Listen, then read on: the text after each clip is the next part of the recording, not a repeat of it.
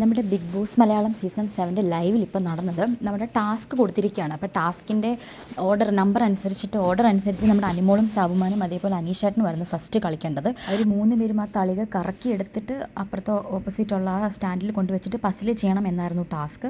അനിമോൾ അത് ആദ്യം ഇച്ചിരി അനിമോൾക്ക് ബുദ്ധിമുട്ടുണ്ടെങ്കിലും അനിമോൾ കറങ്ങുന്നതിൻ്റെ ഓപ്പോസിറ്റ് കറങ്ങിയിട്ട് അത് നന്നായിട്ട് എടുത്തുകൊണ്ട് പോയി അത് കൊണ്ട് വെക്കുന്നുണ്ട്. പക്ഷേ സാബുമാനും ആയിക്കോട്ടെ അനീഷേട്ടനും ആയിക്കോട്ടെ അത് ചെയ്യാൻ പറ്റുന്നുണ്ടായിരുന്നില്ല.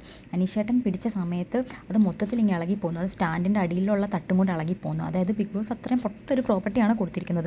പിടിച്ചാൽ വലിച്ചാൽ ബലം പ്രയോഗിച്ച് ഇളകി പോകുന്നൊരു പ്രോപ്പർട്ടിയാണ് അവർക്ക് കൊടുത്തിരിക്കുന്നത്. അനിമോൾ എങ്ങനെയൊക്കെയോ അത് അനിമോളുടെ ഭാഗത്ത് നിന്ന് ക്ലിയറായിട്ട് ചെയ്തു. പക്ഷേ സാബുമാൻ ആയിക്കോട്ടെ അനീഷേട്ടനായിക്കോട്ടെ ആ ഒരു തളിക അതിനകത്തുനിന്ന് അല്ലെങ്കിൽ ആ ഒരു പ്രോപ്പർട്ടി അതിനകത്തുനിന്ന് ആ സ്റ്റാൻഡിൽ നിന്ന് ഇളക്കാൻ പറ്റുന്നുണ്ടായിരുന്നില്ല. പിന്നെ അവർ മാറി നിൽക്കുമായിരുന്നു ചെയ്തത്. അനിമോൾ എന്നിട്ട് ആ സ്റ്റാൻഡിൽ കൊണ്ടുവച്ചിട്ട് അനിമോൾ ഇപ്പം പസിൽ ചെയ്തുകൊണ്ടിരിക്കുകയാണ്. കുറച്ച് സമയമായി അനിമോൾ ട്രൈ ചെയ്തുകൊണ്ടിരിക്കുകയാണ്. പക്ഷേ ഭയങ്കരമായിട്ടൊരു ഡിസപ്പോയിൻറ്റഡ് മൊമെൻ്റ് ആയിരുന്നു ആ കണ്ടത്. കാരണം അനീഷേട്ടൻ ഭയങ്കര നിസ്സഹായനായിട്ട് അവിടെ നിൽക്കുമായിരുന്നു. ബിഗ് ബോസ് എന്തിനാണ് ഇത്രയും പൊട്ട പ്രോപ്പർട്ടി കൊടുത്തതെന്ന് മനസ്സിലാവുന്നില്ല.